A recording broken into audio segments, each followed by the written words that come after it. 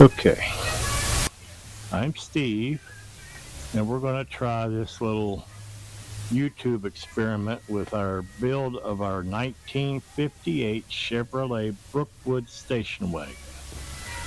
We got started, well, it's a long story on the car, but I'll shorten it just to recent history. We brought the car here in May, I believe it was, May 30th. And we happened to work on it outside because our shop, we have a 4-post lift, but her 1971 C10 is currently occupying that. So we wanted to get started on the Chevy, or on the station wagon, so it's up here at the top of the drive under a canopy and all that. So basic plans, we're going to put an LS in it because it had a 348 and the fellow that had it pulled that out and sold it. So we have a LS and a 4L60E transmission that we're going to put in this car. I have already removed all the front suspension because I wanted to get rid of the drum brakes and put discs on the front. So as recently as last weekend, we finished getting the upper A-arms in. Today I'm going to try to get the lower A-arms in and the shock relocation kit because we're also putting airbags on the front instead of the shocks. So we cut the coil springs out and all that. Those are all gone. So that's what we're attempting to do somewhat today. So we hope you'll join us and we'll go along our merry way because we got a lot of work to do on this car. We do. And we're going to redo the interior.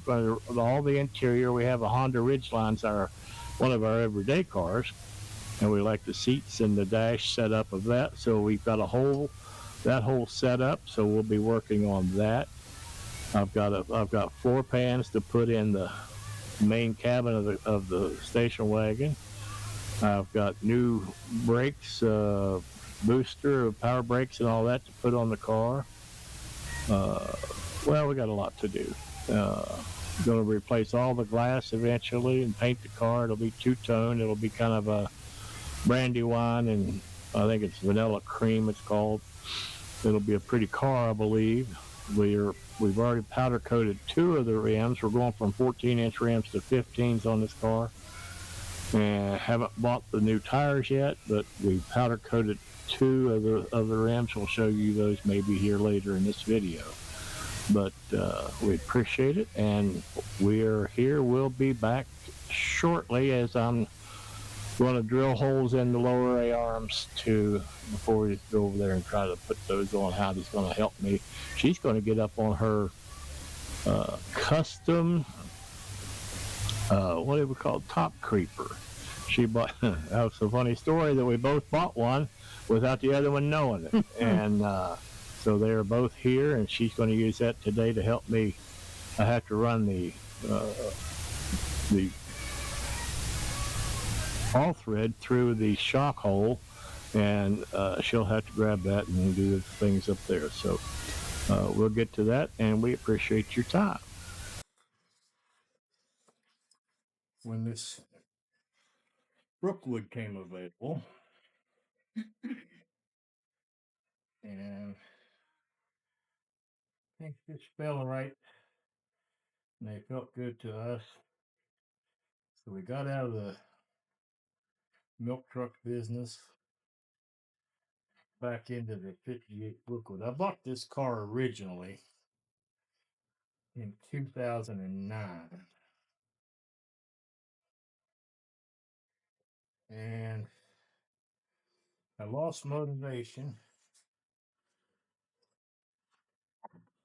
and quit working on the car. A friend of mine had a young family and decided he'd like to have a hot rod station wagon. Now this car was pretty much all original. I'm taking all these apart so I put thread locker on. That's what I'm doing right now.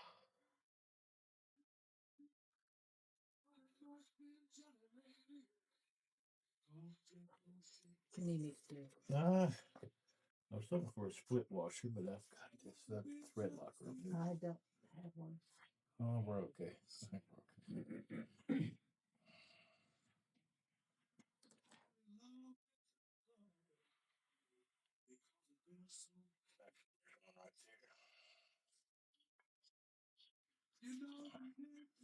So anyway, the fellow that bought it from me, I sold the car in 2010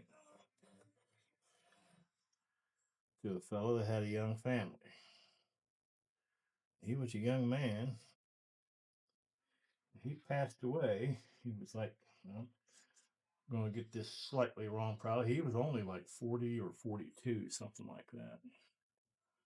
And he passed away. He had pulled, all he had done to this car after he bought it from me was pull the 348 out of it, which was the reason I bought the car to start with. I need some towels right there. And, but anyway, he bought an LT1 to replace the 348. And to get the car, I had to buy the car and the LT1, which I didn't want. Because I've got an, or we have, sorry dear, we have an LS.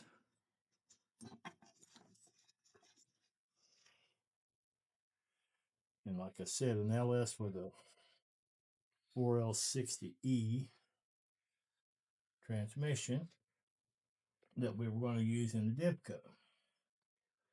So we're just transferring that over to the Dipco, or to the Brookwood. Yeah, maybe you could help me, dear. So you didn't put thread lock on it? I didn't? No. Okay. See, that's one of the reasons you're here. Straight, put some thread lock on it. Take the white cap off. Oh. Put it where? Just run it right down the threads. Okay. That's it. Oh.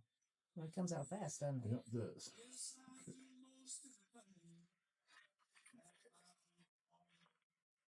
Yeah. Need a nut? I'm going to need a nut and a split washer if there's one there.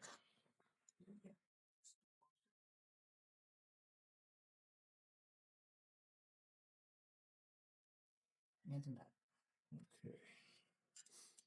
So anyway, give me another nut. Thank you. The young man that bought the car from us.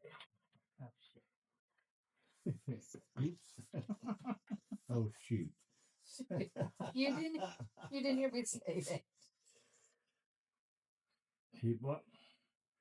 Don't need a split washer there. I've got one on top. There's no more split washers. That's okay.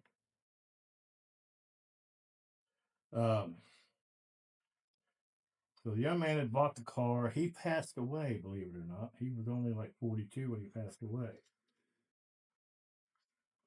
And this car sat in his widow's garage for nearly 10 years. And Heidi and I were on vacation.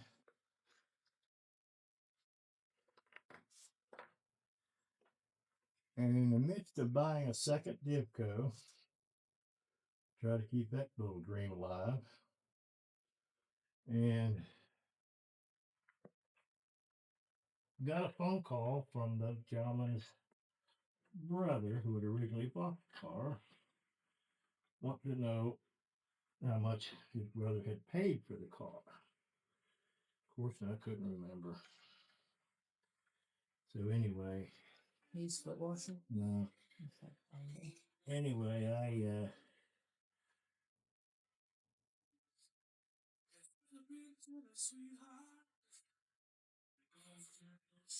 I told him about what I thought it was. And he thanked me and went on his merry way. The next day, we got a text message saying that his widow wanted to know if we knew anybody who would want to buy the car. I'm looking for that little hammer. There's a little hammer out here somewhere. And that, for some reason, that's what it took to kind of have the light bulb go on. So why didn't we buy it? So make a long story a little bit longer.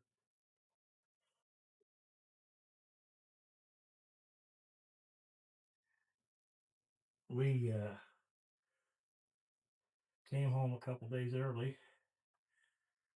Went to look at the car.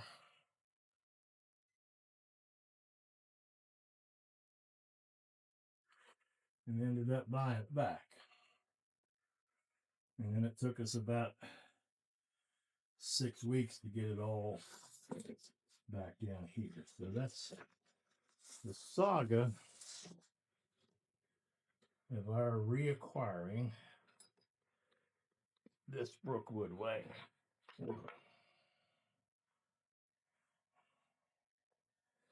And Heidi, we've only been married 7 years next month.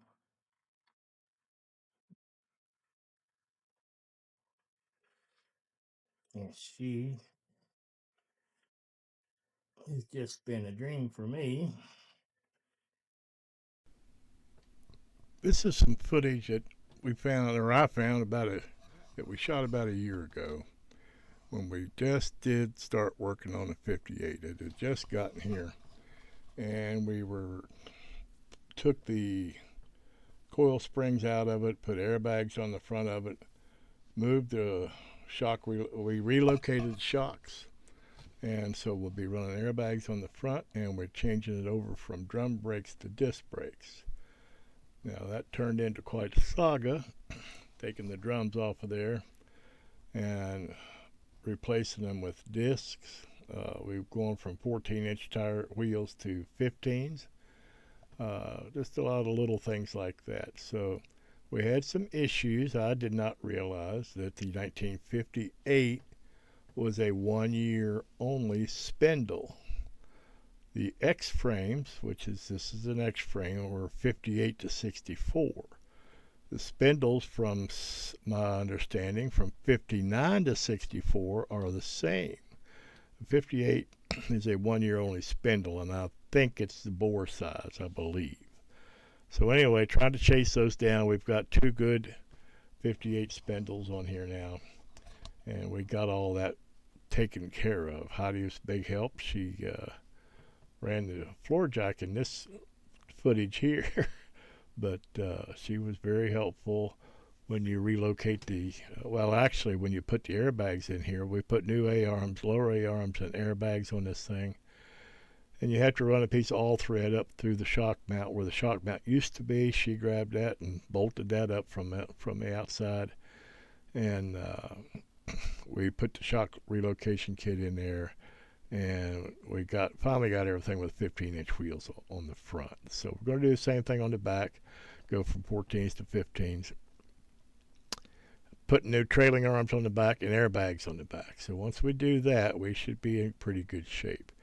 We have already put the floor pans in this car. We're putting the seats and console from a 2020 Honda Ridgeline in this car, so it'll be fun to drive, and we'll enjoy it.